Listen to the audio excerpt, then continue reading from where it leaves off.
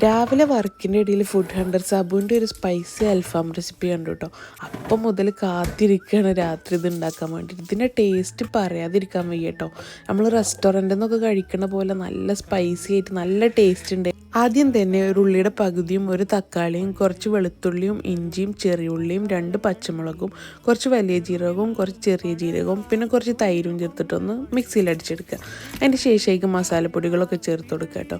മഞ്ഞൾപ്പൊടി, മുളക് പൊടി, മല്ലിപ്പൊടി, ചിക്കൻ മസാല, ഗരം മസാല, കുരുമുളക് പൊടി ഇതൊക്കെ നല്ലോണം ചേർത്ത് മിക്സ് ചെയ്യുക. ഇനി നമുക്ക് അതിൽ നമ്മുടെ ചിക്കനൊന്ന് നല്ലോണം ഒന്ന് മാരിനേറ്റ് ചെയ്തിട്ട് 1 മണിക്കൂറെങ്കിലും ഫ്രിഡ്ജിൽ മാറ്റി വെക്കണം കേട്ടോ. അതിന് ശേഷം നമുക്കൊന്ന് ഗ്രില്ല് ചെയ്യാൻ വെക്കാം. ഗ്രില്ല് ചെയ്തൊരു ഹാഫ് കുക്ക് ആകുമ്പോൾ നമുക്ക് അതുമ്പോൾ ഒരു കോട്ടിങ് കൊടുക്കണം കേട്ടോ. അപ്പോൾ അതിന് വേണ്ടിയിട്ട് ബാക്കിയുള്ള നമ്മുടെ ഒരു മസാലയും അതിൽ കുറച്ച് കാശ്മീരി മുളക് പൊടിയും ചില്ലി ഫ്ലേക്സും ടൊമാറ്റോ കെച്ചപ്പും കുറച്ച് കുരുമുളക് പൊടിയും ഉപ്പും ചേർത്തിട്ട് ഒരു മിക്സ് ആക്കി എടുക്കുക. എന്നിട്ട് അത് കോട്ട് ചെയ്തിട്ട് ഒന്നുകൂടെ ഗ്രില്ല് ചെയ്തെടുത്താൽ അടിപൊളി അൽഫാം